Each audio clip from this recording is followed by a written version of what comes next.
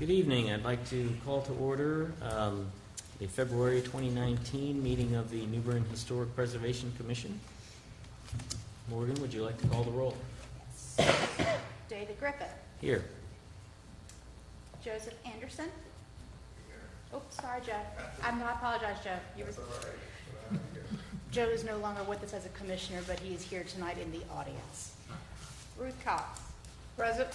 James Woods. Present. George Brake. Here. Jim Biskey. Here. Joe Klotz. Here. Christian Evans. Here. We do have quorum. Very well, thank you.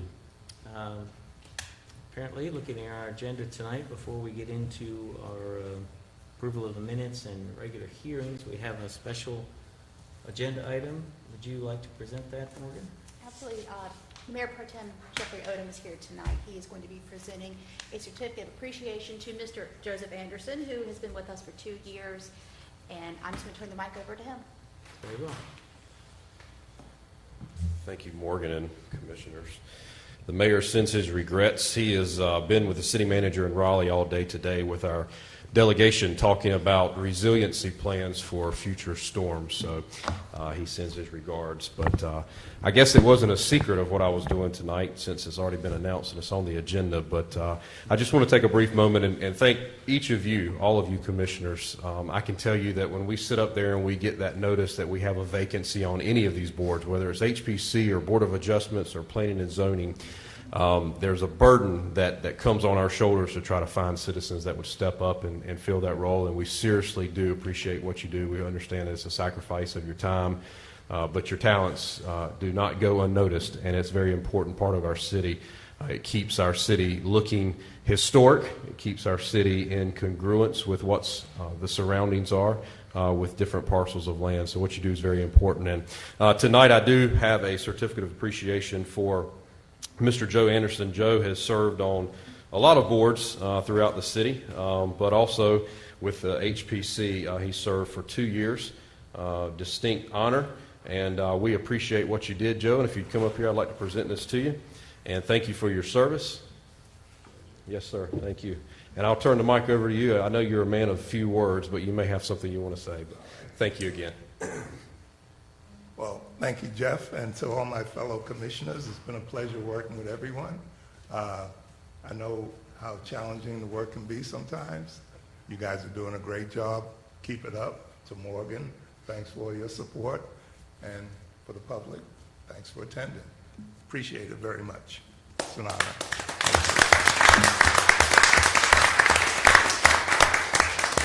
Who's going to make all the motions now? You'll figure it out.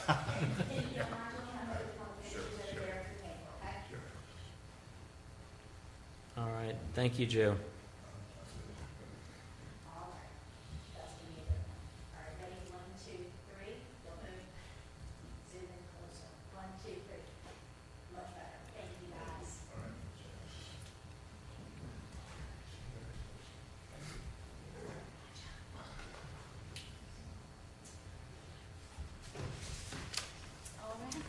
All right, moving on to regular business. Morgan, I do know that we had minutes to review for this meeting. Yes. I'd like to call for a motion to dispense with the reading of those minutes. Second. We have a motion and a second. All those in favor, please say aye. Aye. Any opposed? That motion passes. Does anyone have any substantive or factual corrections to the minutes? That's anything other than just typos? All right, hearing none. Do I hear a motion to approve the minutes as they are? So moved. Second. We have a motion and a second. All those in favor, please say aye. Aye. Any opposed? That motion passes very well. Next order of business, we'll just give our standard introduction to HPC hearings, if you haven't been here before. The Historic Preservation Commission, or what we call our HPC, is a public commission appointed by the City of New Bern's Board of Aldermen. It's responsible for preserving and safeguarding New Bern's locally designated historic districts, both downtown and Riverside. And we're based on the U.S. Department of Interior standards, state statutes, city ordinances, and New Bern's historic guidelines. Two of the major tasks of the HPC include approving applications for Certificate of Appropriateness, or COA, and preventing demolition of historic structures due to neglect. The HPC holds a quasi-judicial hearing on an application for COA. The Commission hears sworn testimony and evidence provided by the applicant, by parties who receive notice of the hearing, and by others who can justify that they have relevant evidence and are directly affected by the application. The Commission cannot consider comments based on personal likes or dislikes, hearsay, or personal opinion that cannot be directly related to his specific historic guidelines. Likewise, Commissioners shall refrain from stating personal opinion, personal likes or dislikes, or hearsay during the hearing. Commission's decision on application is based solely on testimony and evidence presented at a hearing that directly relates to historic guidelines. Morgan, would you please swear in anyone who will be presenting or speaking this evening? Yes. All right, everyone. If you're going to be speaking or presenting this evening, would you mind coming forward, please?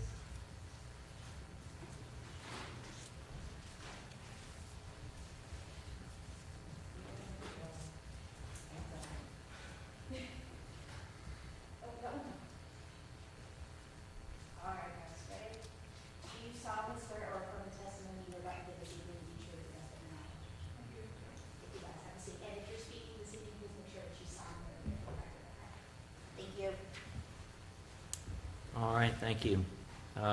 Just before we continue, a little summary of the hearing process for COAs. How we will conduct the hearing is the HBC administrator will provide an overview of the application.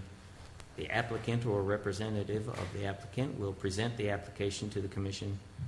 Proponents and opponents who have received notice of the hearing may present evidence.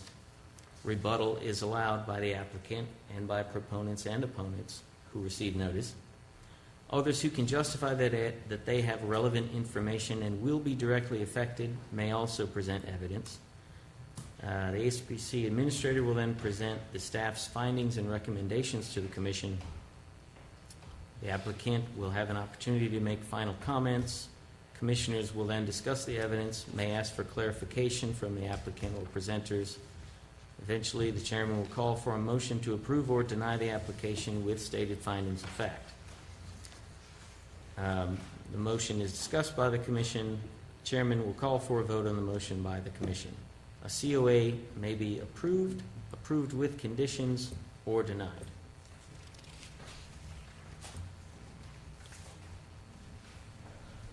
All right, we're ready for our first hearing? Yes, you are. I do request an agenda change. I would like to move 225 Broad Street and 220 Craven Street to the top of the agenda, and the reason is that 1208 and 225 Broad Street, both applicants have requested a continuance, and for 220, staff is requesting a continuance until guidance can be obtained from the National Park Service and the State Historic Preservation Office. All right, I don't have any issues with that. Does anyone have any discussion on that? All right, we can move forward in that direction then. Can I get a motion to approve the agenda change and a motion to approve the continuance requests, please? So move. Second. We have a motion and a second. Any discussion on that motion? Hearing none, all those in favor, please say aye. Aye. Any opposed? Motion passes. Okay. All right. Thank you. All right, that is going to take care of 3, so we are going to go ahead and jump to 524 East Front Street. This is a request, this is one of Sarah Afflerbach's project. This is a request to include the removal of brick column and walls, brick masonry walls in the primary, secondary, and tertiary ABCs. I'm going to turn it over to Sarah, who will take it from here. And I've got the application, Sarah, if you want that one. I'd rather do it on here, it's a little cleaner. I do have one image to show, but I'll do that after. Yeah. Bent my copy. This is 524 East Front Street. You saw this at pre-app a couple of weeks ago, and it is for a request to build a brick masonry wall along the north property line between the Eli Smallwood house and the Hand house, and then also to remove some pickets along the southern property line. So the request is to build a new brick masonry wall along this property line, and I've shown different elevations of that wall along that property, and then to remove wood pickets along this property line and rebuild a similar wall on this side of the property. Also, we are requesting to remove this column and this wall that attaches to the house. And in your packet, you've got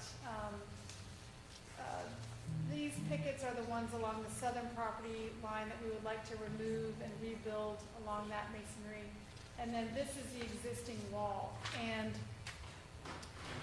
in your packet is also a letter from John Wood, and you all had requested that he come down and take a look at the wall, which he did, and he wrote a letter. I don't know if you all have had a chance to read it, but he states that there is some historic fabric in this wall.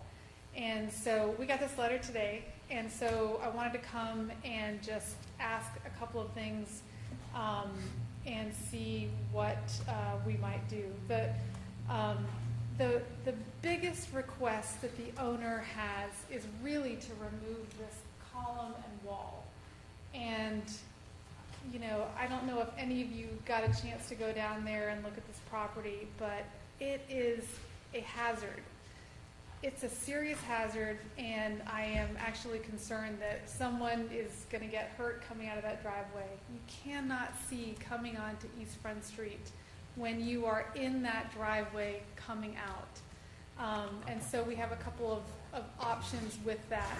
I know it's historic fabric built in the 20s, and you know we would love to just leave the one column and let that be a token to this masonry wall that was here. There's no evidence that there was a gate along that entrance. There's nothing in the masonry that indicates that. They don't want a gate. They want to be able to get an SUV in and out of that driveway without either damaging the SUV or damaging the wall.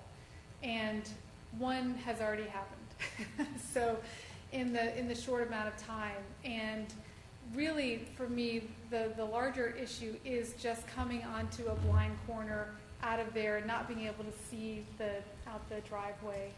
And so we are requesting that really come down, and that the fabric of this one wall here be left to show that history. The other piece is that along this masonry wall, there is, you can kind of see right here is the shadow of the house. And in John Wood's letter, he says that the historic fabric of that brick wall adjacent to the house. And so when I don't know if anyone got a chance to go down there and go look at it, but when you are there, you can see a definite change in the masonry from old to new. And what we are requesting is to, at this point in the masonry, which is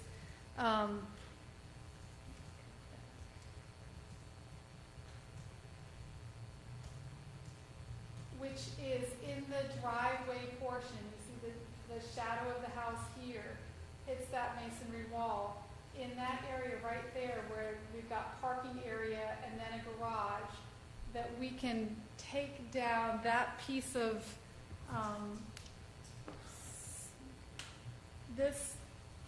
the masonry from this portion along. It's actually not very much. If we go back and take a look at the elevations.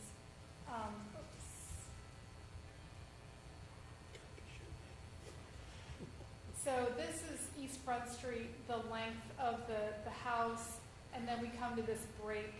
So it's probably about another 50 feet of wall that, in our eyes, is not original fabric and could be taken down, and then the new portion constructed. From the end of this wall back towards the river is only a chicken wire fence. And so, that portion of it, we would want to build the new wall anyway. It's just that in this area, in the driveway, we'd like to do that. So, since we got this letter from John Wood today, that's what we are requesting. And I have the owner, Vicki Singleton, here, and she just wanted to say a couple of words about the project.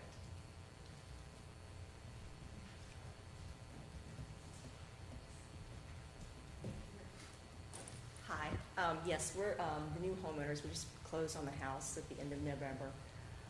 We're currently still living in our house on Chain Street until we sell that. But we've been going back and forth to the East Front Street house, and the damage, the car damage that Sarah was talking about, my husband has already hit one of the piers. I think it was the inside pier with his truck. He has a Suburban. I have an SUV too. We have 3 kids. He has a boat. We have bigger vehicles. Going in and out is a challenge. Also, we're going to be doing renovations to the home probably within the next year. Construction vehicles are going to be going in and out, probably bigger than our cars, possibly causing more damage to that existing pier. And it is difficult to see. Our driveway is big enough where we don't have to back out into the street, but even pulling out like head on, it's hard to see around those piers, at oncoming traffic. And really difficult to see pedestrians on the sidewalk with those piers. And a lot of people walk on East Front Street. It worries me. So, when they were put in, people didn't have cars. They weren't as big as they are now. It's not congruent with modern living. So that's why we're requesting to have the brick pier taken out, just the one that's closest to the house. So, yeah, and we'll do what we're allowed to do also with the, like I said, we just got the letter from John Wood today about the historical significance of the wall, so we haven't really thought about, what we can do with that, but it is what it is, and if we have to maintain that, then we'll do what we have to do. Thank you. The brick pier is, I guess it's our biggest request. Thank you. Thanks.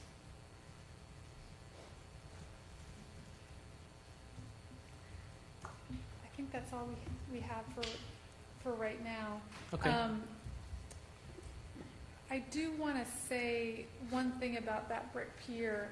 One option that we had talked about was, obviously we would love to see it come out, but at the same time, we don't want that to be denied as well. And if it has to be taken down and rebuilt, 4 feet away from where it is, so that it's to at least do that. The masonry wall behind it is really the thing that blocks your view from everything. It is, in my mind, too tight anyway. And the idea that, we have a family that has come in to, buy this home and to preserve it and wants to do that in a very good way and be good stewards of this house. But part of that is being able to live in it in a way that is modern, and this is part of it for us. So, if you would consider that, we would appreciate it. Thank you. Before we move on, Commissioners, are there any issues with conflict of interest or issues with the completeness of the application?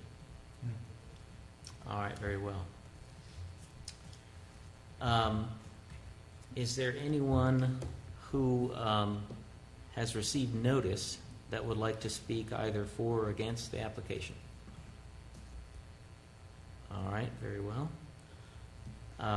Morgan, would you like to present the staff findings and recommendations, please?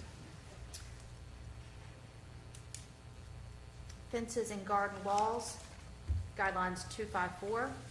Staff also references the letter from the State Historic Preservation Office, which is dated February 19, 2019, which cites the approximate dates of construction of the garden walls as approximately 1925 to 1927, with additional pathways and walls installed in 1934.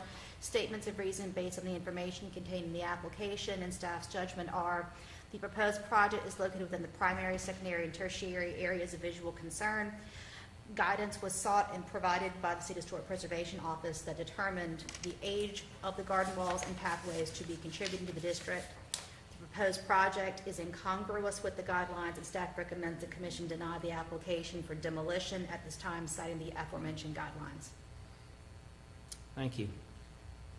Any final comment before we deliberate? I guess, what I would say is, we didn't really get a chance to alter our application, but we are not requesting the demolition of the historic wall itself. Obviously, we are requesting the demolition of one of the columns and or an alternate to that, but not the historic fabric of that wall, except where we believe that it is not historic. And, so I want to be clear on that piece of the application, that's all. All right, thank you. Before we deliberate, one clarification perhaps you can make. Do you know the clear distance between those piers? It's a little under 10 feet. Okay, thank you. Commissioners, comments, discussion, questions for the applicant? I have one. How can you tell the difference in the makeup of the wall? Because looking at the picture that we've been provided, I can't tell the difference. I mean, that's why you have to go out there and look at it. Okay. And that's why I provided this image. Okay, to but the show letter the that John difference. Wood submitted, the letter that he has submitted on this, it doesn't show any significance between the wall. He's saying that the wall was built between 1924 and 1925, and then again in 1934. So even if we go off the 1934 date of the wall, you're looking at that it's a historical makeup of the building, of the property. Yes, it. So it Sorry, doesn't how do I- distinguish. It doesn't in his letter. To me, it doesn't distinguish in his letter where the historical part of the wall ends and the new part begins. I know what you're saying on the photos, but I mean, we sent the photos to John Wood because we all had a question on this. So he came back with his determination. So therefore, in my mind, the whole wall is historic, not just part of it. And in your mind that may be true, but the reality of it may be something else.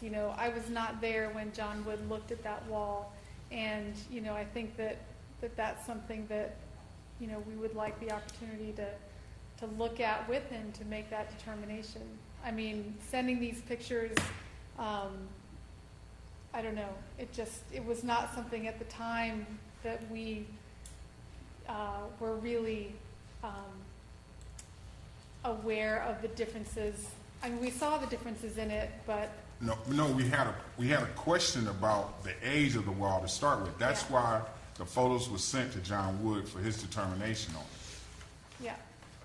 Now, am I wrong or right?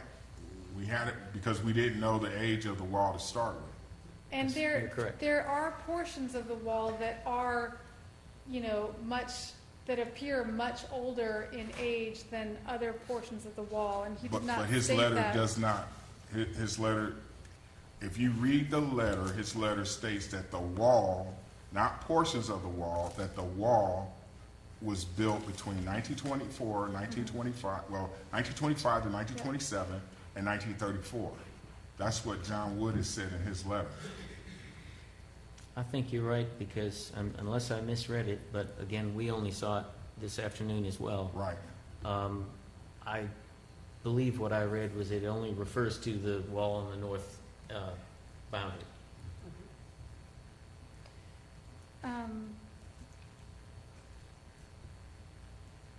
Yeah, and, you know, if that's something that we need to go back and clarify with him, you know, as to, that we think that there are portions of it that are not, you know, not as old as other portions, you know, looking at these photos, you know, we can certainly do that.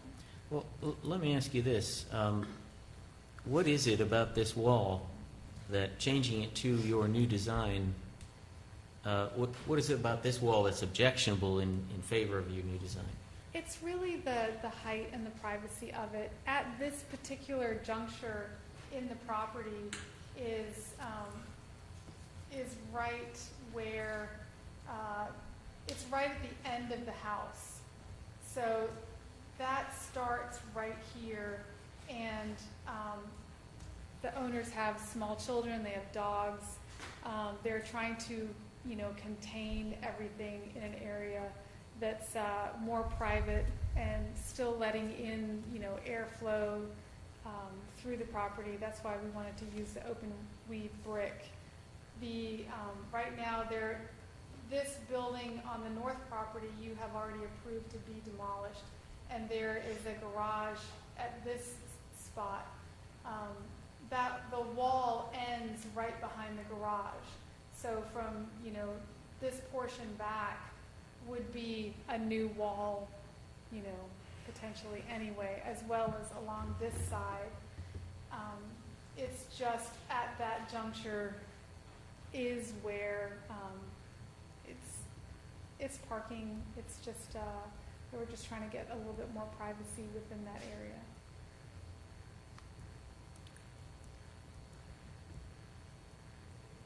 I'm sorry, you said we'd already given approval for a portion of that north wall? No, Are we talking I'm about, sorry. we're talking about the other property, right? There's a very large building back there that you have already approved to be demolished.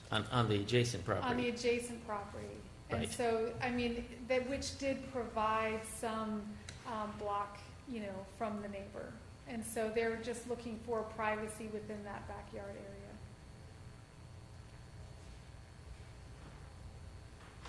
How tall is that wall now? It's about 3 feet. And you would want to get to how tall? At the top of the pier, 6 foot.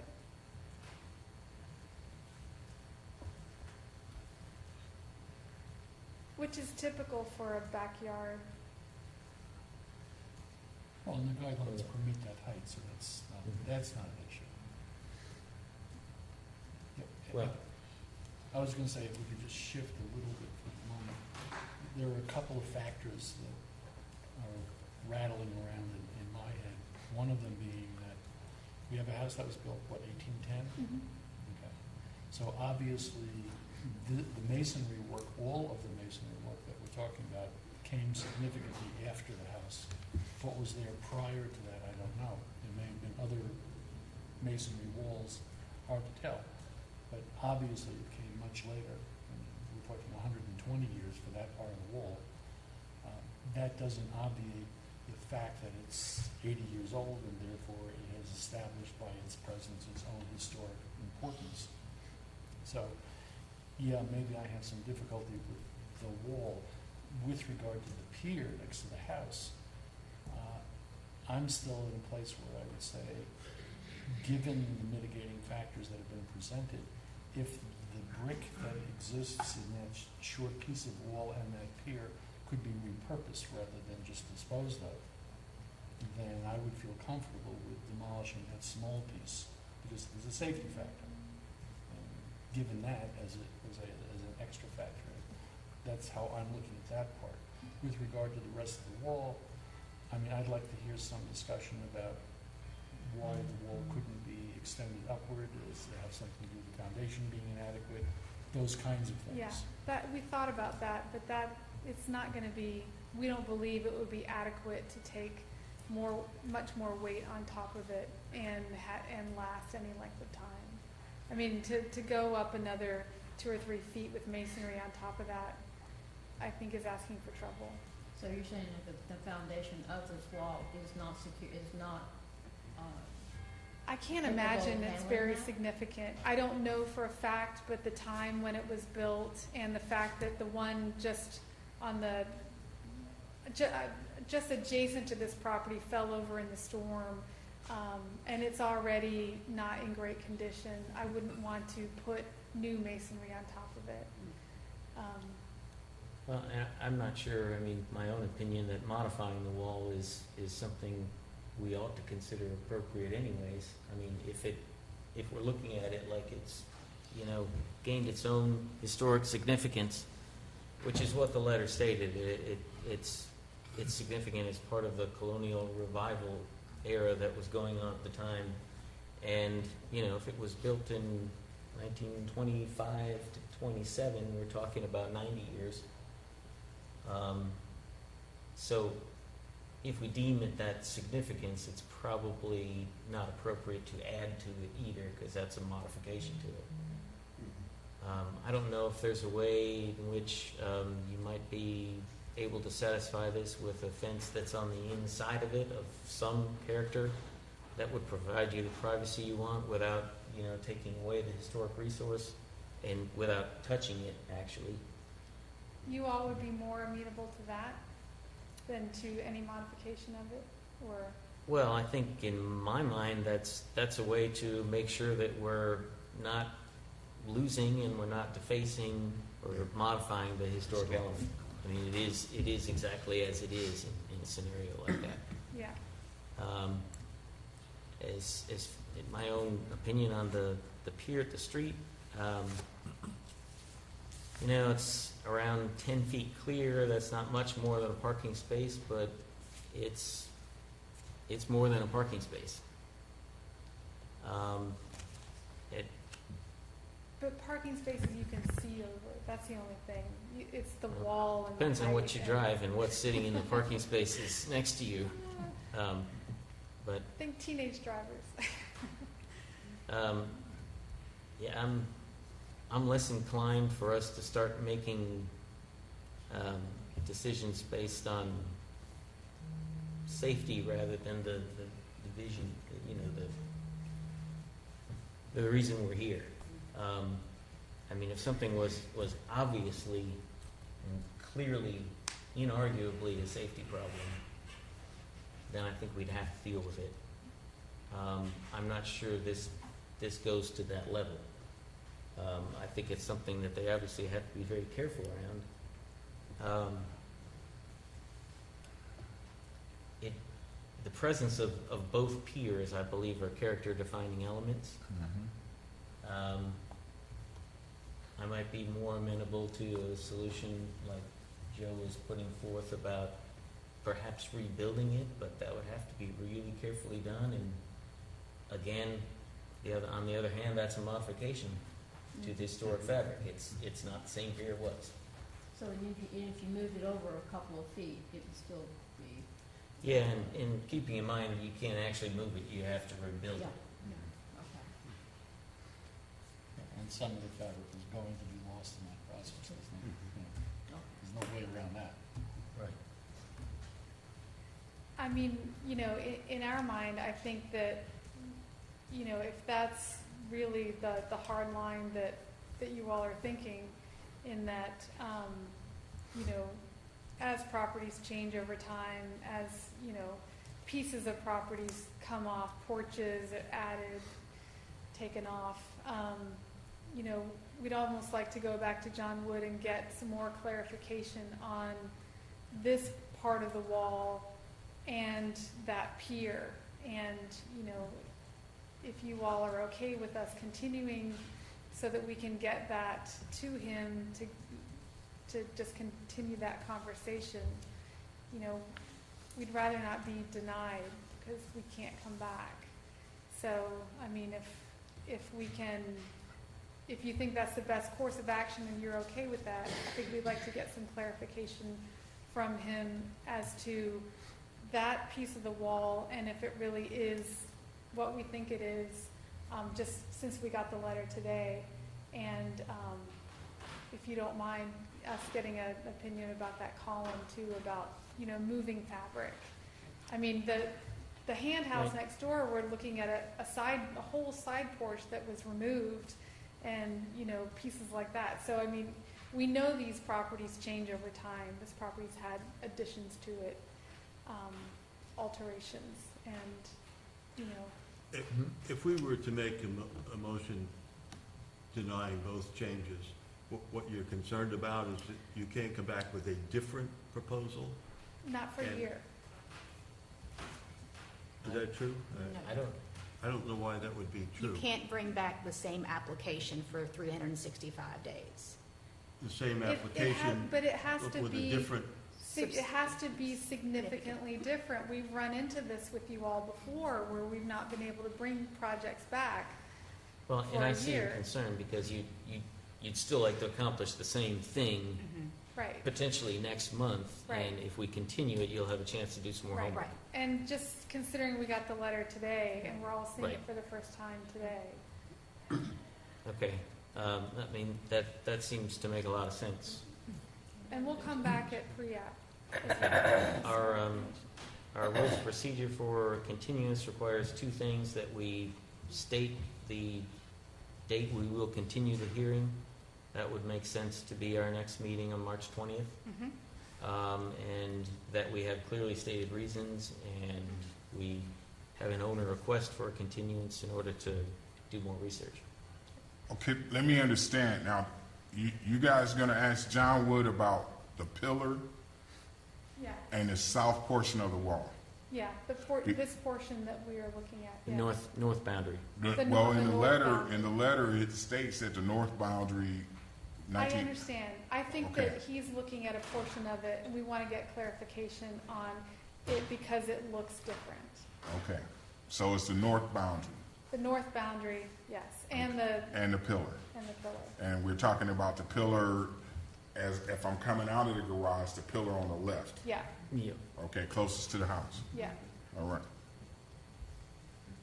All right, can I have a motion to continue the hearing on this application? So moved. Second. Thank you. Any discussion? All those in favor, please say aye. Aye. Any opposed? Motion passes. Continue to next month. Thank you. Thank you.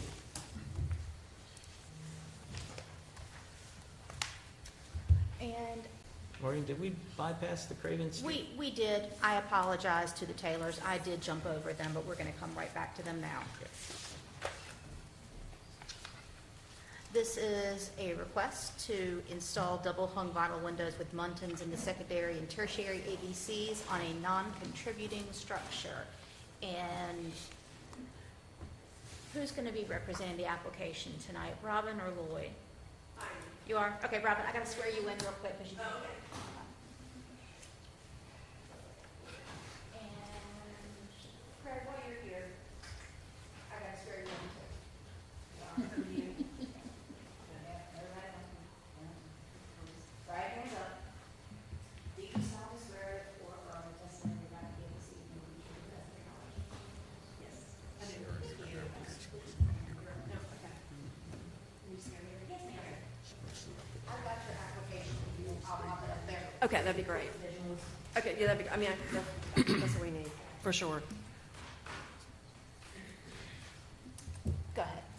Okay, we're here today to present a proposal to replace some windows at our apartment complex on 710 Craven Street. I've been here before, so you probably are familiar.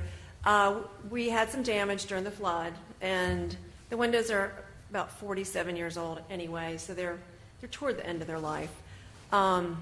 This is a non-contributing building, but what we'd like to do is replace the existing windows, which are wood, with vinyl windows with the guidelines that are outlined in your guidelines, with the simulated divided lights, with the contour strip in between the glass. The grills will be on the front and the back of the windows, the exterior and the interior. And we're just proposing, you know, the same color so that virtually they'll look identical to what is there, unless you literally walk up and see the difference. But we feel like the vinyl will hold up a lot better in this condition, and we would just like to replace them with that. All right, thank you. Commissioners, any conflicts of interest or any issues about application completeness? Very well. Is there anyone who has received notice that would like to speak either for or against the application? All right, very well. Morgan, would you like to provide staff findings and recommendations? Yes. Is there anybody who didn't receive notice who wants to speak? Who did not receive notice? Did not, we can ask. Okay. Just check. 710 to 712 Craven Street, staff submits the following historic district guidelines as appropriate to this application. Contemporary materials 551, 552, statements of reason based on the information contained in the application and staff's judgment are the proposed project is located within the secondary and tertiary ABCs. The proposed project utilizes appropriate materials. The structure is non-contributing to the district. The proposed project is not incongruous with the guidelines. Staff recommends the Commission approve the application for major exterior alterations at this time, citing the aforementioned guidelines. All right, thank you. Any final comments? All right, thank you. And the applicant is right. We've seen this in design review, I think, a couple of times. First time they came back without the grills, and she heard a little bit about that, and now she's come back with the grills. It is a non-contributing structure. I believe the date was 1971. So the issue is, you know, using materials that were available at the time the building was constructed. And I believe we concluded in design review that that those would be appropriate. Any other discussion or questions for the applicant? All right. Would anyone like to make a motion? Mr. Chairman, I move that we find the application for a certificate of appropriateness for 710 to 712 Craven Street to be in not congruence with New Bern's Code of Ordinance, Section 15-411 to 15-429, and New Bern's Historical District Guidelines based on the following specific guidelines and findings of fact. Contemporary materials 5.5.1, 5.5.2. Findings of fact. The proposed project is located within the secondary and tertiary AVCs. The proposed project utilizes appropriate materials, and the structures are non-contributing to the district. The proposed project is not in congruence with the guidelines. All right. We have a motion. Do we have a second? Second. Any discussion on the motion? All right. All those in favor, please say aye. Aye. Any opposed? Motion passes. Would anyone care to make a motion to issue the COA? So moved. Second. We have a motion and a second. All those in favor, please say aye. Aye. Any opposed? You have your COA. Okay, great. Thank you. Thank you. Thank you, Ralph.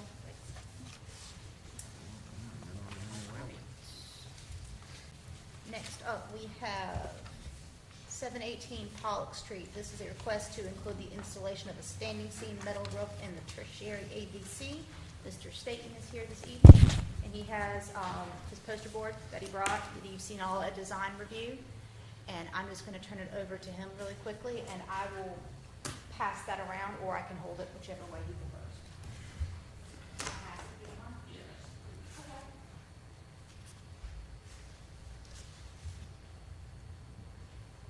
In fact, you know what? I'm going to put this on the overhead. Will that work for you all?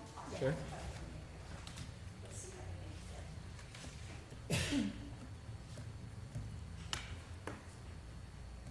All right.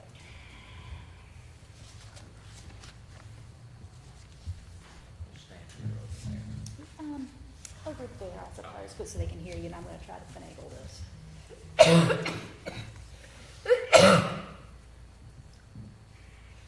You go ahead, Ben. I'm going to try to make this thing. What it is, I've got a flat rubber roof. I wanted to put a standing seam metal roof. It'll require some structural change as far as having a constant slope. The roof now, as you can see, the first 8.5 foot of it is at one grade, the other is at a very much minimal grade. And I wanted to go up underneath those windows there, which is about 2 feet, and put a constant grade all the way out. The existing dwelling has standing seam metal on it now.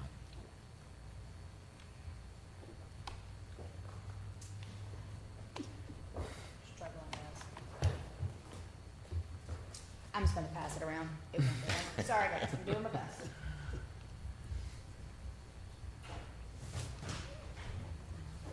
And it will be 16-inch standing seam. It'll be to match the existing dwelling.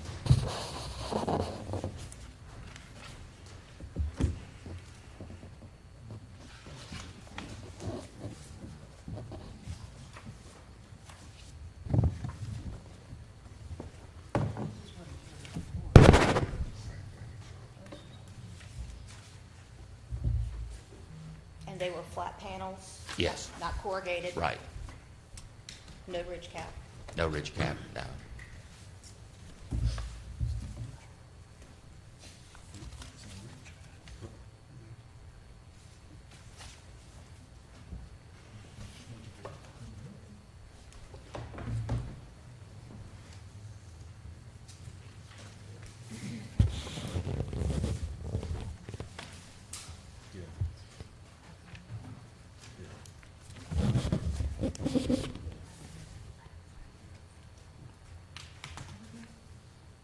I got it.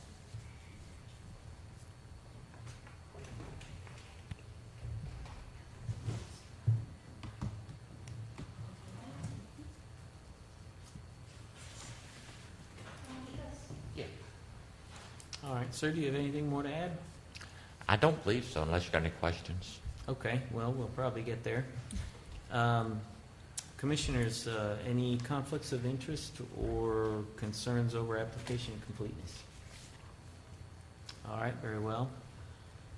Is there anyone who's received notice that would like to speak either for or against the application? Anyone who did not receive notice who believes they're materially affected? All right. May we have staff findings and recommendations? Staff submits the following historic district guidelines as appropriate to this application. Roofs 451, 454. Statements of reason based on the information contained in the application in staff's judgment are: the proposed project is located within the tertiary ABC. The proposed project is not incongruous with the guidelines. Staff recommends the commission approve the application for major exterior alterations at this time, citing the aforementioned guidelines. All right, thank you. Any final comments before we deliberate? All right.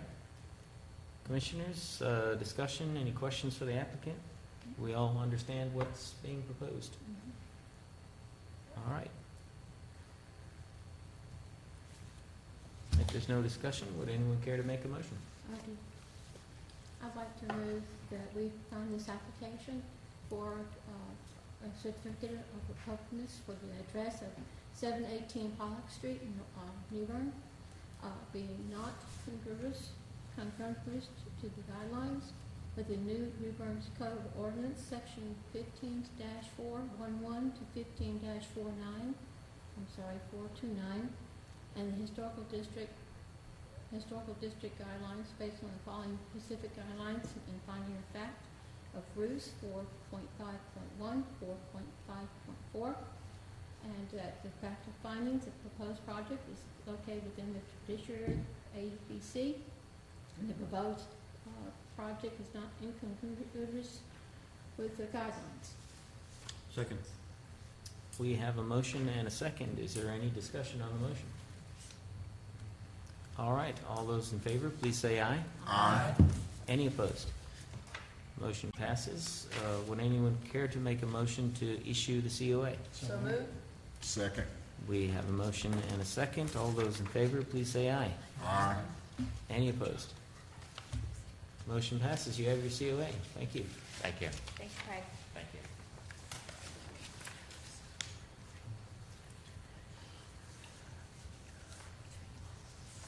All right. Last up tonight, we have 614 Craven Street. This is a request to include the installation of wooden louvered flood vents and an HVAC platform. This is all going to be in the primary, secondary, and tertiary ABCs, and I'm going to turn it over to Lucian to discuss, and I'm going to flip it over on the overhead. Good evening. Good. The house we're speaking of tonight is the Charles Hollister house at 614 Craven Street, built in around 1912.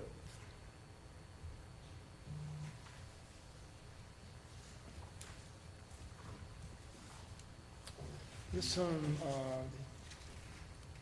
does not have any foundation vents in the primary ABC.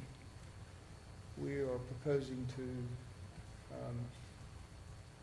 make alterations to this home such that it will better withstand the next flood that we have in that area. So we're proposing to put wood louvered foundation vents in the primary ABC. In fact, throughout the whole foundation of the home will receive new wood foundation vents.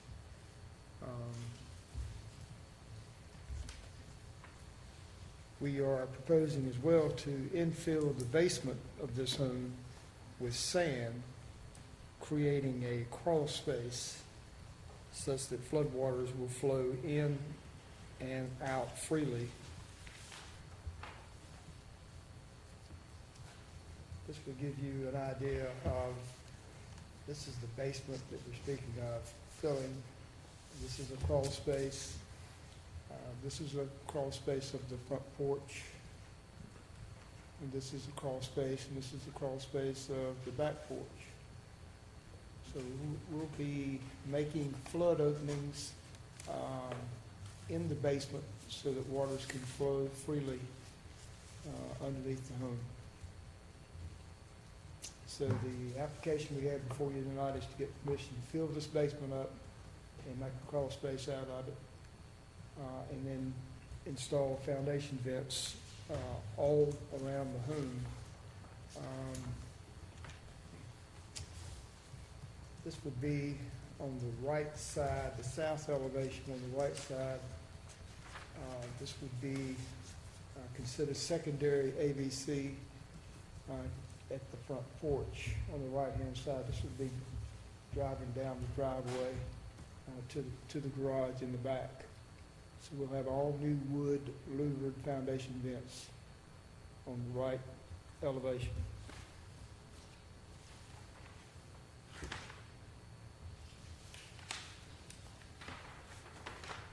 There's the tertiary ABC, and we will as well be adding vents back there.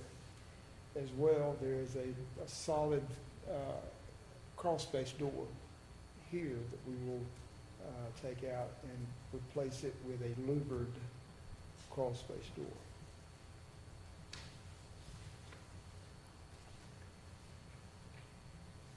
This would be the left elevation. Again, with some secondary ABC portions of the porch. We'll have foundation vents there and then as well. The third part of the application is to ask for permission to build a heating and air conditioning platform that will also have a generator on it. These units presently are sitting on the ground in this location here. We're proposing to build a masonry foundation to match the house. This house currently sits at about 11 feet, a little over 11 feet. In fact, I think it's about 11 and a half feet above sea level. We're proposing to build the stand at the same height. And that's where the units would sit.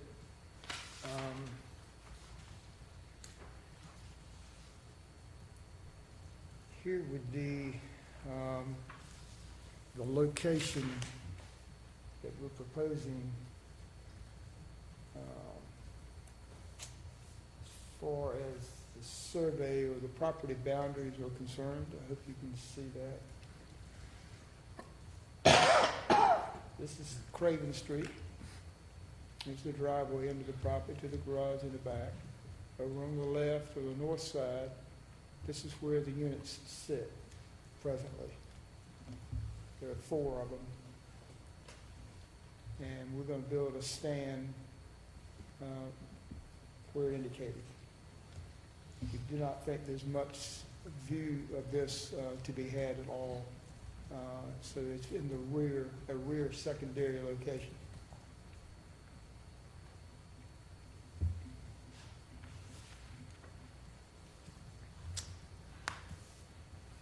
There it is again in elevation. The attempt is to try to put it between the 2 windows and try to complement as best we can the architecture of the house and have it blend in with the historic fabric. The structure being proposed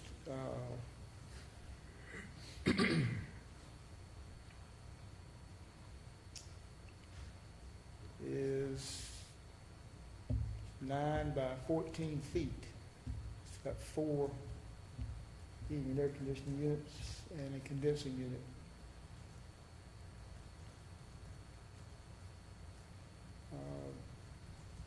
The brick wall foundation is approximately 4 feet 6 inches tall, which is pretty much matches the house foundation wall. There's a unit that is 4 foot 6 inches tall. It's the tallest of the 4, and so it's making for a fairly tall structure. By the time we get to the 11 foot above sea level mark, place the 4 foot 6 tall unit, and do a nice roof. This is a heating and air conditioning plan of a platform that you have recently granted a COA, and in fact we have built that, put that in place, and it turned out quite nice. This would be wood lattice.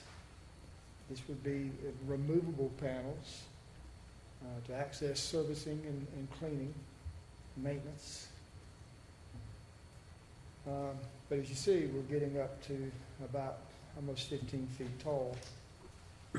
But back again in elevation, I don't think that it's terribly out of place given the heights of the house.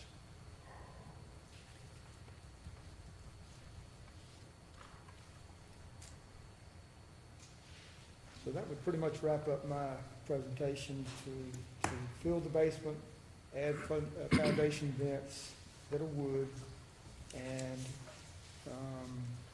build a heating and air conditioning platform. All right, thank you. Commissioners, any conflicts of interest or concerns over completeness? All right. Is there anyone who has received notice that would like to speak either for or against the application? Anyone who has not received notice but feels they may be materially affected and would like to speak for or against the application? Very well. Morgan, would you like to provide the staff findings and recommendations? I do. I just have one quick question for the applicant. Hey, Lucian, can you pop up the either side elevation that you choose? I just noticed something I wanted to get clarification from you real quick. I see in the tertiary, it looks like, and it might just be an omission, it looks like those are still the PVC plastic vents right there above your middle finger there. Are those wood or are those the plastic ones? Right. On the garage? Yes, sir. Are those the existing, I'll or does that just an error? show you.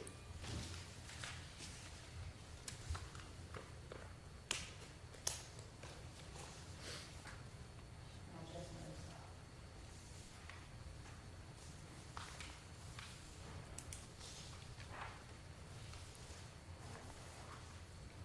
that. Okay, the one that Morgan's making reference to is this one here. This actually exists as a wood louvered foundation vent. It has to be lowered. But our new vents would not exactly match. So when we put in other vents, we're going to take that out and so that all of our vents match. Got it. And they're all going to be of wood construction. They will all be of wood construction. I'm good. So the construction is consistent, but they'll be of different proportions? Is that what you mean by not matching? The construction is the same, there'll be different sizes. Right. In order to achieve the number of square inches we have to achieve. Okay, so just so we understand, it will be built very much like we see here in terms of detail? In fact, it will. Okay. One thing I failed to mention earlier, and I think it's important that you know that this home has, I mentioned it does not have vents in the primary ABC. This would be facing Craven Street. And you will notice the nice brick recessed panels. It's important that you know that we are endeavoring to place all of our vents in the middle thereof, in the middle of those nice brick panels.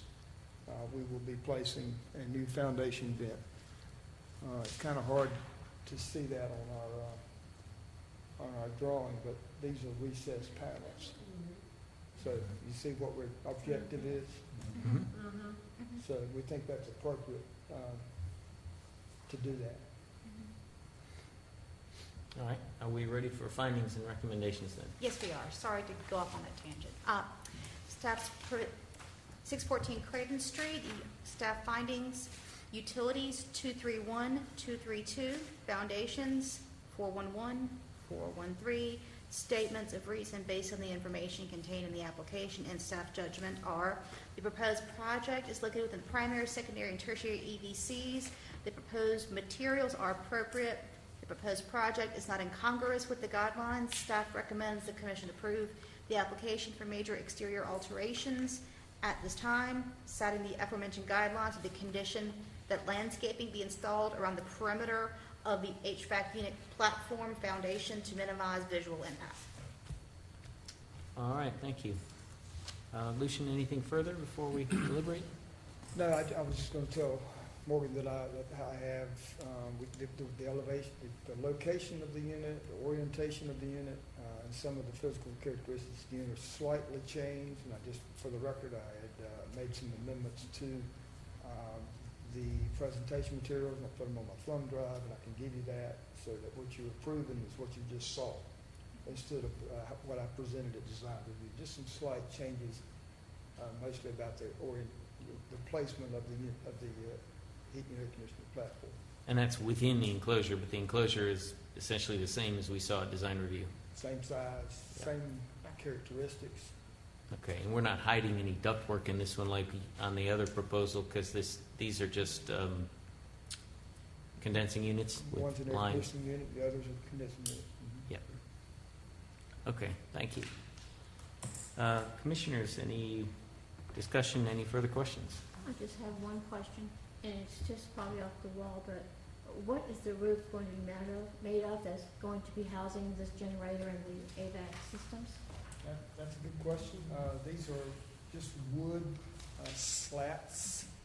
The idea being that the equipment has an opportunity to blow out the top, and we're required to have, in fact, 5 feet clear above any heating and air conditioning unit. So there's really no roofing material. It blows through the rafters and up through the horizontal decorative strips. Thank you. Good question. Thank you. Is there a reason then to make it a peaked roof that you did?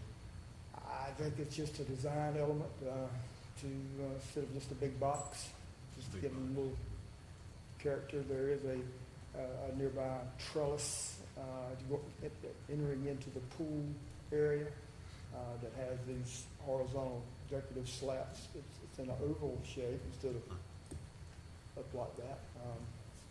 I guess it's in the eye of the beholder. It's just a design. There is a landscape architect that's involved in the landscaping of and around this new structure, because it's in a garden. I mean, it's in a very nice, very nicely landscaped area, which will be disrupted and have to be rebuilt.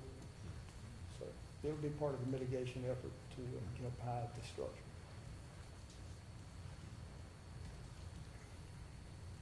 So we've got new wooden louvers. They're going to be similar in construction to a wooden louver that we already saw on there. They'll be sized and proportioned as needed to meet FEMA flood requirements, which is something we don't evaluate, but we do understand what they'll look like. And we've got our little HVAC unit platform with lattice walls and an open slat roof element. And there's the infilling of the basement. We've heard on other applications, we've heard directly from SHPO on this one that that's a perfectly appropriate method. In fact, it's probably the most respectful method because you're infilling the basement, but you're not destroying anything. So it leaves it there for future archaeology. I do have a question about that, not in terms of, whether I find in favor of that or not, but if you're infilling with sand and water comes through, it's still going to fill up. It's not an impervious layer. So it's not going to just roll right through. But now, instead of having an empty basement that can be pumped out, you have a bunch of sand that's filled with water. And to me, that seems to be antithetical to what you're trying to achieve, which is to get the water away from the house. Yeah, I wondered about that as well. I wonder if there's a way to get all of that new fill compacted enough to where it's, close to the same density as the surrounding earth. Mm-hmm. But I, too, feel like if it's not anything close to that, it's going to become very muddy. Yeah. You cover it with a vapor barrier? No, well, on top. We'll have a vapor barrier on top, but, On top of the sand. but to your question and to your point, it's a good one. And we've already done one of these such basement infills.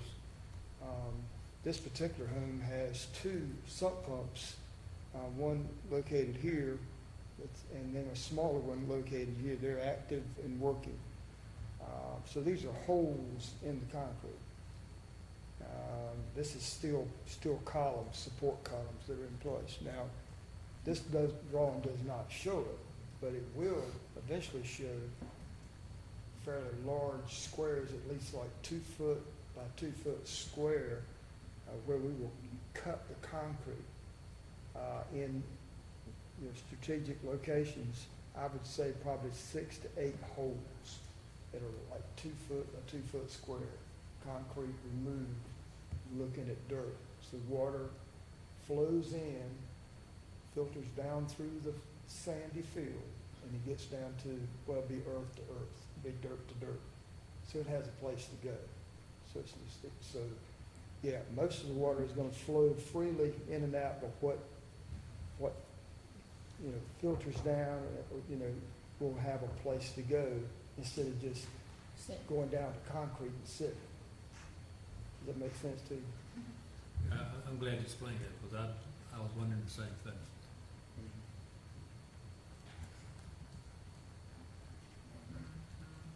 Commissioners, anything further? Good question.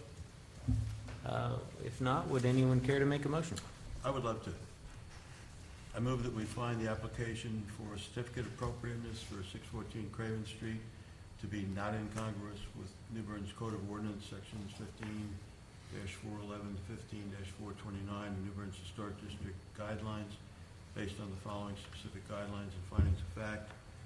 guidelines, utilities 2.3.1 and 2.3.2, foundations 4.1.1 and 4.1.3. Findings of fact, the proposed projects located in the primary, secondary, tertiary ABC. Proposed materials are appropriate and the proposed project is not in Congress with the guidelines. Second.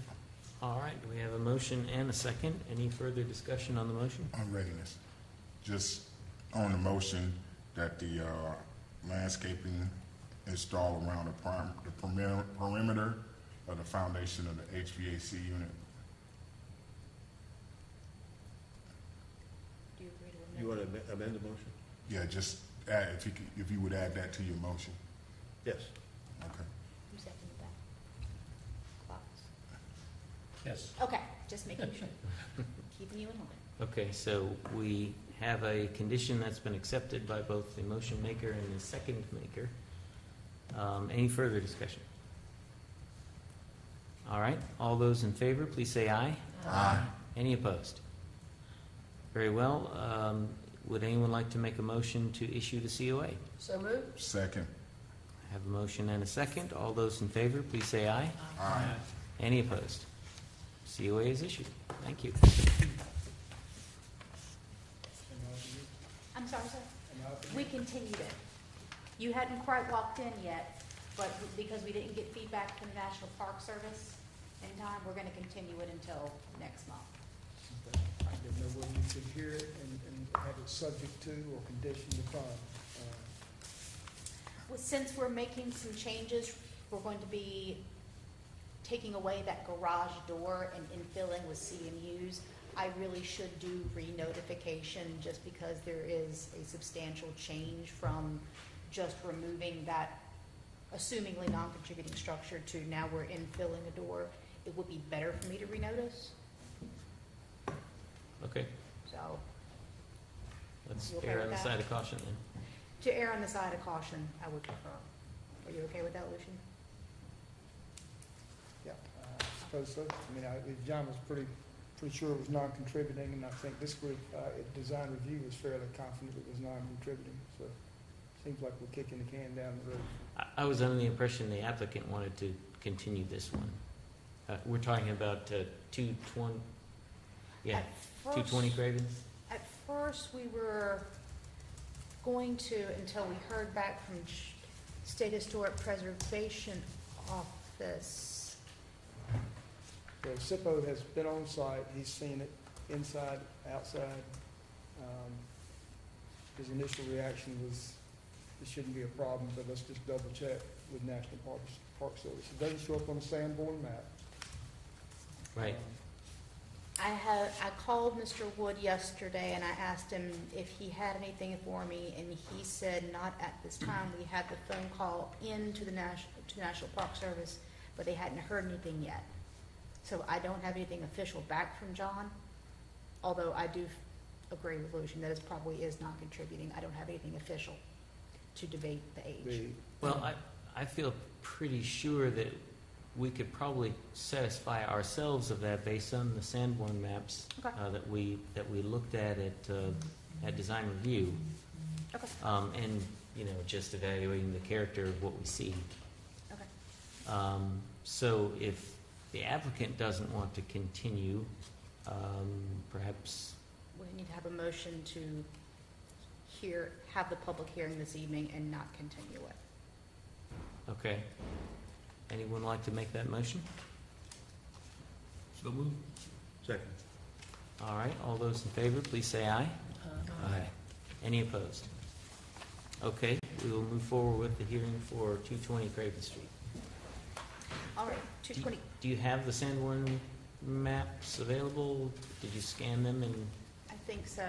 Yeah, Okay. while you guys discuss, I'll pull up. So 220 Craven Street, this is a request to include the demolition of a structure, a non-contributing structure in the tertiary ABC, and the removal of a garage door in the tertiary ABC and infill with concrete masonry units. And I'm going to turn this one over to Lucian while I look for those maps real quickly. Yeah, well, the property in question is at the rear of the old City Hall building, which occupies 220 to 224 Craven Street. The property behind this structure this would be the rear elevation, and the building we're talking about is a small one-story flat roof CMU block building here. This building had about 4 feet of water in it. It had considerable roof damage from the hurricane. We've had a structural engineer, Mr. Sean Corcoran, evaluate the building. He's ruled it to be unsound. It has been unoccupied for quite some time. It's unheated. There is power to the structure. It's in pretty bad shape. Looking at it from the left elevation, this would be the length of it. There is a bow truss roof that's beyond that occupies this length of building.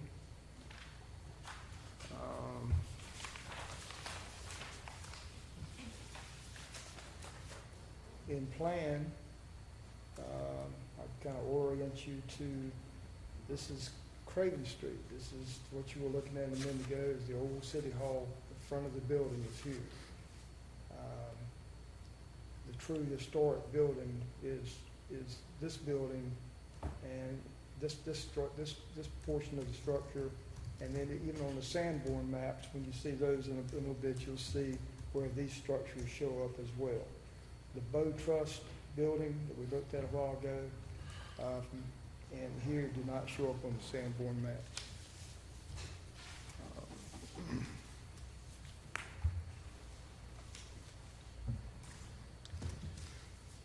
A few photos to show you. This would be a real-life photo of looking at it from the back of the building. Again, the building in question is this small structure here. Could you show it on the plan map, which one it is? Say again? I'm sorry? On the plan map, which building it is, the one you just had a minute ago? On the plan map. You're talking about in plan? Like on a drawing? Yeah. The drawing you just had a minute ago. Okay, 1 second. That one, Yeah, the building that we're here on this drawing is in photo, this structure right here. It's just that one rectangle that's coming out. Just the one rectangle. Yeah.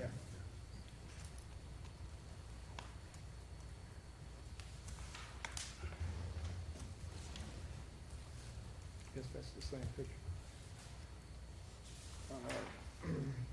We amended our application to try to accomplish something else,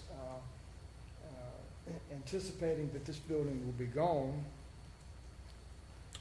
Hopefully, we were able to take this building down. This overhead door, this is the rear entrance to Twice as Nice, the business Twice as Nice. It's walled off on the inside. They have stock.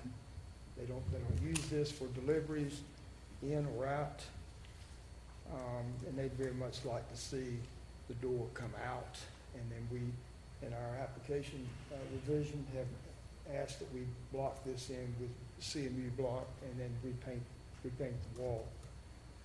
The door also, there's also a 6068 hollow metal, I should say a residential quality door unit that is inside that leads into Twice as Nice. That is, I have a picture of that for you.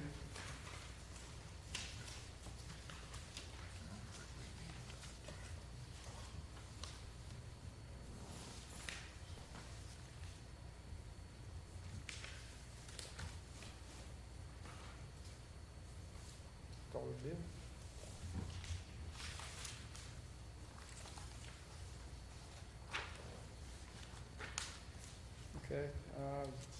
this is showing the mark of how the water got in. This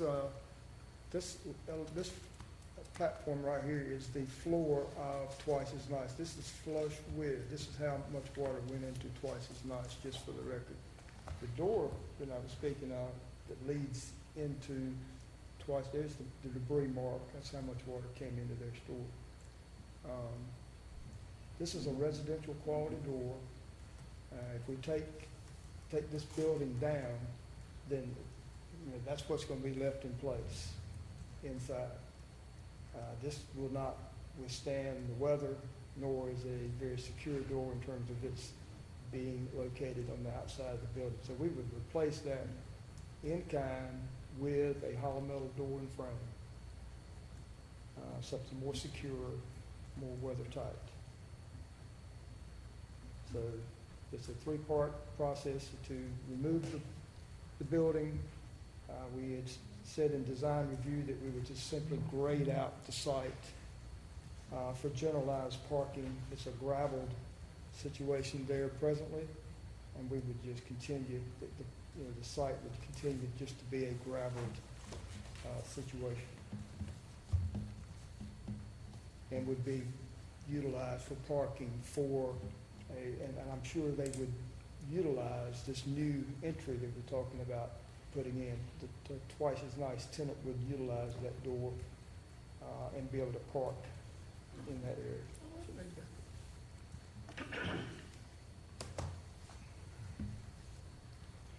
If you look at it on the GIS map, I've tried to put an arrow to give you an idea of what the aerial photo is of it presently. Again, this is the building, old City Hall facing Craven Street. Here's some of the buildings we think perhaps are part of the historic fabric. We do not think this is a contributing building, nor the small building we're talking about tearing down. So we're talking about alterations as well to a building that we would suggest that is not contributing. So did you find Sanborn? I did. I do. I have them here. And forgive the crude way I'm going to have to do this. I'm just going to drag the laptop up there. It works.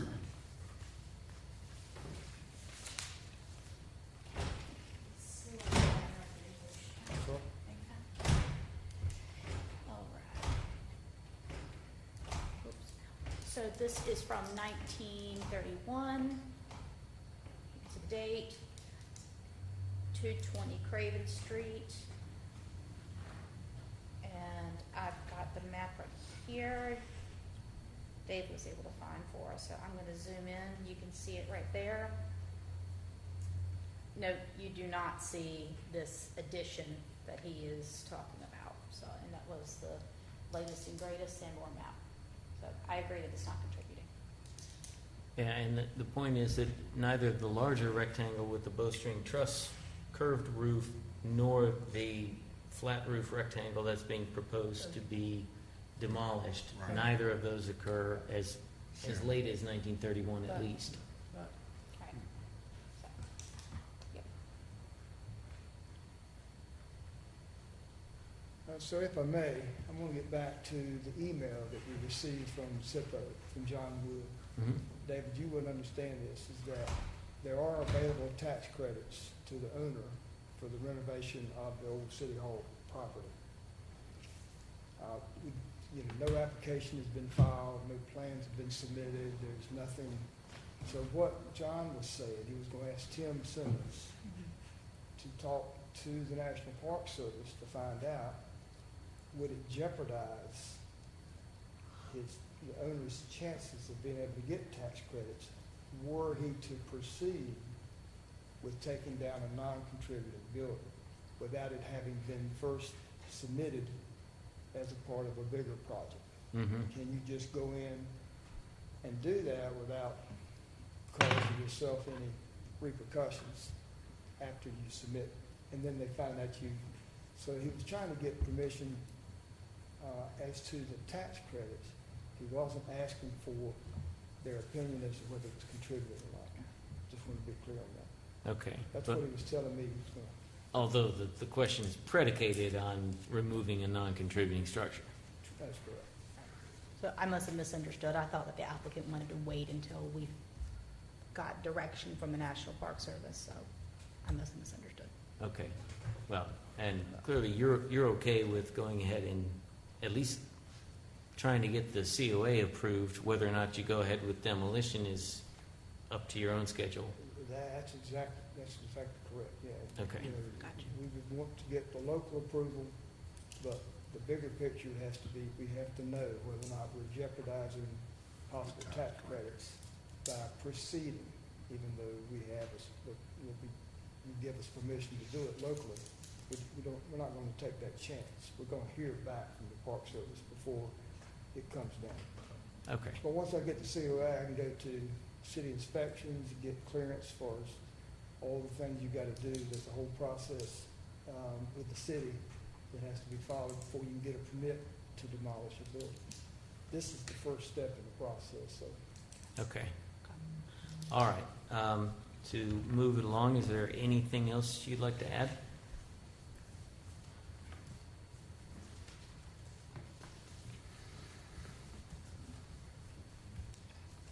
Lucian, anything further? Okay. Any conflicts of interest on the part of commissioners or concerns about completeness? Okay. Is there anyone who has received notice and would like to speak either for or against the application? Anyone who may not have received notice but feels their material affected and would like to speak on the application? Okay. Can we have staff findings and recommendations, please? Yes. Demolition 641, statements of reason based on the information contained in the application and staff's judgment are: the proposed project is located within the tertiary ADC. The structure is a non-contributing structure. Staff recommends the commission approve the application for major exteriorations at this time, citing the aforementioned guidelines. All right, thank you. So it seems like the main question here is, are we convinced based on what we can see of the building, its characteristics, its construction, and the evidence from the Sanborn maps that it doesn't go back nearly as far as the main building on the property? Can we convince ourselves that it's a non-contributing structure? Because then the issue of demolition is moot, because we cannot say no to demolishing a non-contributing structure. In my mind, I think it absolutely is a non-contributing structure. Mine too. Do we all feel the same way on that one? Yes. Yeah. Okay, well, that takes care of that part. The only other issue would then be proposed modifications to yet another piece that we likely will consider non-contributing as well. And that's the infill of the overhead door on the left there. It would be hard to imagine that old metal overhead door would be significant in any way. Infilling the opening doesn't take it away for future use if somebody wanted to open it back up, so that's a consideration that we often have.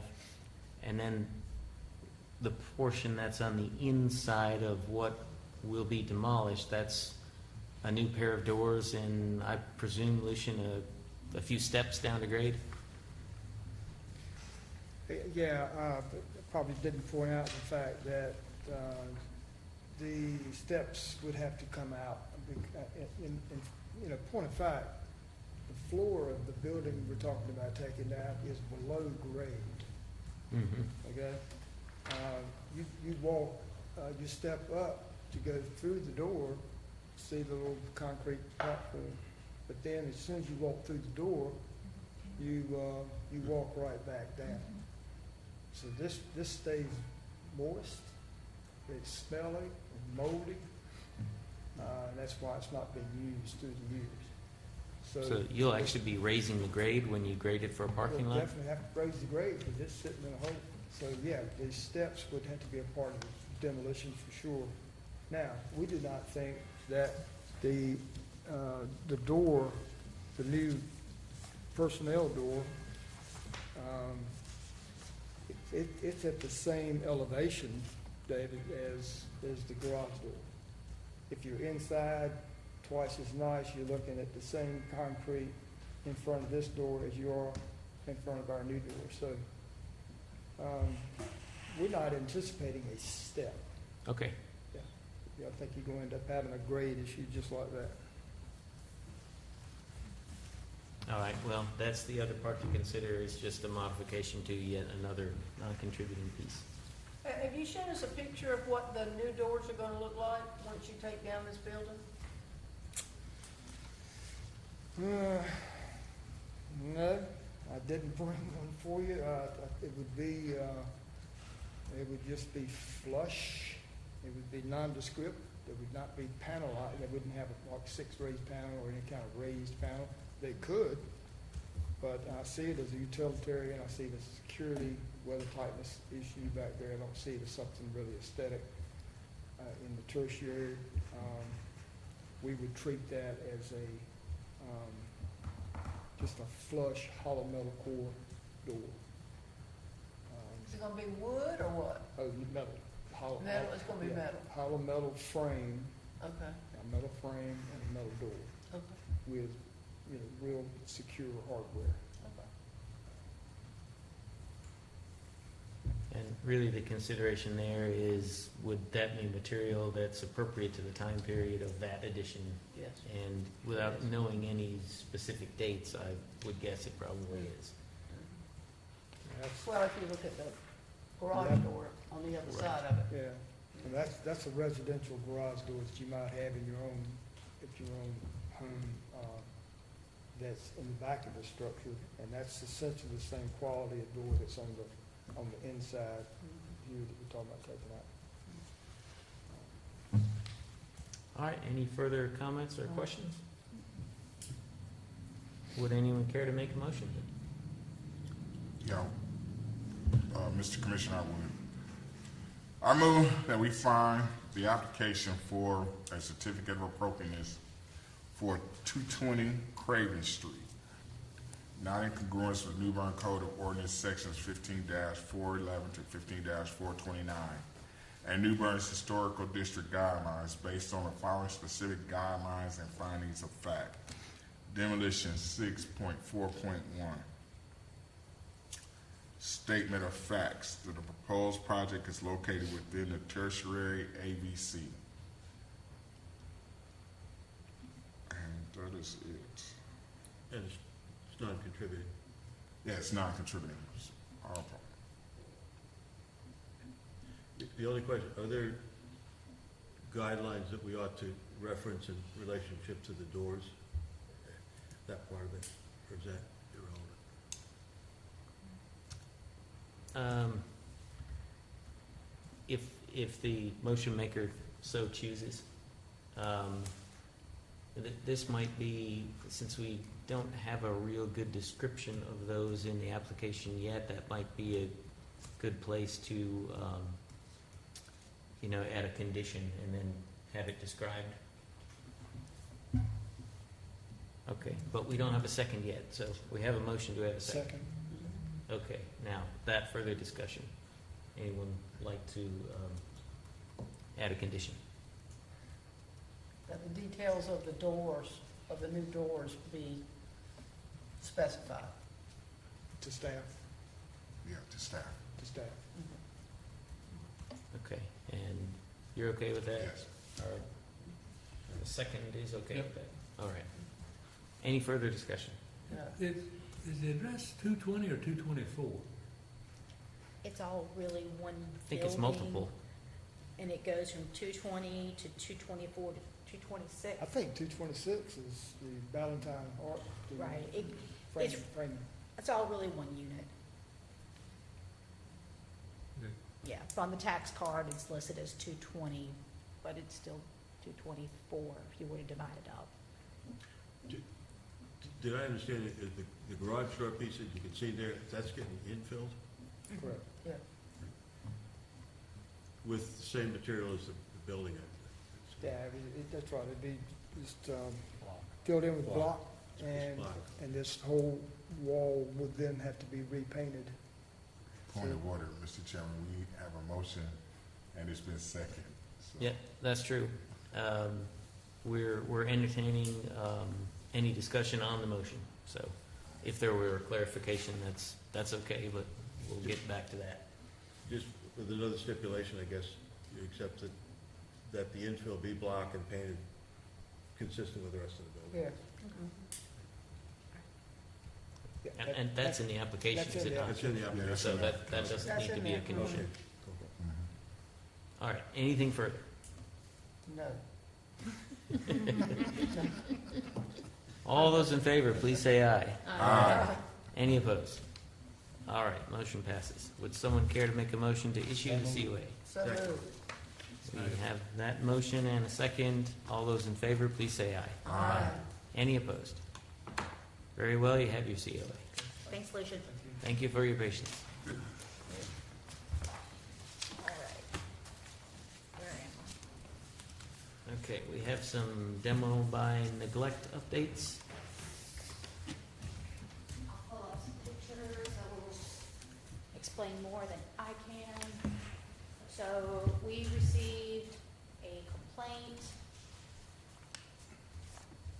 regarding this. I went out and took a look along with the chief building inspector. Now, there's a fence around it, but from what I can see, pretty plain. Hold for me for just one moment. Okay.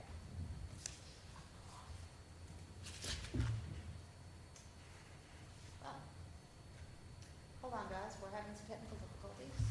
That's great. Okay, well, since we're having some technical difficulties here, I'm gonna try to work on this. There you go. All right, let me rotate this. This will say more than the others will, but look at this. I don't know what happened here, if this was during the storm, before the storm, we don't know, but that is a huge hole. Where is that located on the house? If you're standing in front, it's gonna be on the right-hand side. My short self had to stand up on a brick retaining wall and go like this to take a picture of it, but, Is What's it the towards address the of this back? Is building? it 225 Broad? no, 311 Bern Street. It also, aside from the huge hole, that's the size of this table. I will also pull up some photos that show that we have vines and vegetation growing. We have broken porch railings, as you can clearly see here. I think that this is probably because of the storm, but doesn't matter, it's still a problem. I've communicated these problems to the owner, who unfortunately is not in the financial place to do anything about it. He was trying to negotiate with the bank, but sorry for your luck. This is looking at the floorboards. You can see where they're buckling right there on the front porch. It appears that's been there for some period of time. So anyway, you can see all these issues. I'm requesting that you petition the chief building inspector to hold a hearing with the property owner due to prevention of demolition by neglect ordinance. It would seem there's adequate evidence for that. Say so. Yep. And he will have the ability with his badge to go do more physical inspections of the property than what I can without getting further involved. Okay, I forget, does that require us to make a motion? And I need a motion to petition the Okay. chief building inspector. all right, would someone care to make that? I move that we petition the chief building inspector for demolition by neglect on 311 Bern Street. Second. Any discussion on that? All those in favor, please say aye. Aye. Any opposed? Last couple things, you can see that there were a couple of minor works. I've got to work on some more this week.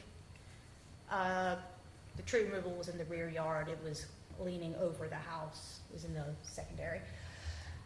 And I need to ask 3 volunteers to form a vice chair nominating ad hoc committee. Since Joe left us, we don't have a vice chairman. We have to have a substitute. So show of hands, 3 volunteers to form a committee together to nominate a vice chair. I nominate Ruth. To be on the committee or to? To be on the ad hoc committee? To be the vice chair. Okay. So you are the committee? I thought we all could be the committee. Committee of the whole. Right. I don't know if it's appropriate for the chair to be on that committee, so. No. Don't everybody jump at one time. Oh, would we like to just hear nominations now, We other certainly than could do that too. any further, or? We could do that. You agreeable? Yes, I'm agreeable. Then I move that we put that in motion. I second. See how easy that was? Now, all in favor of Dr. Cox? Aye. Aye. Any opposed? Okay. Well, that was simpler than you thought. Look You how can move efficient over. we are. All right, guys. I trust James' judgment. All right, guys. I'll get you a copy of the crib notes, Okay. and I'll purposefully be absent next week just so you can, no, I won't. Hey, the training tomorrow, where is it? It's Friday. Friday? Yes, tomorrow's what- Thursday. At what time? You'll be there at 9 o'clock to register in. I have to be in Greenville at 9. Okay. I've got 1, 2, so we will be fine. Okay. It is I thought Friday. it was, I just thought, for some reason, I thought it was Thursday. It's okay. I probably confused you all. Yes, it is Friday in Washington. And you will be missed. Okay. Well, I wanted to go because I haven't been to one, but I can't make Friday now. We'll hit you up next time. All right. Thank you all. All right, if there's no further business, is there any public comment? Okay. All right. Do I have a motion to adjourn? So move. Second. All those in favor, please say aye. Aye. Any opposed? We're adjourned.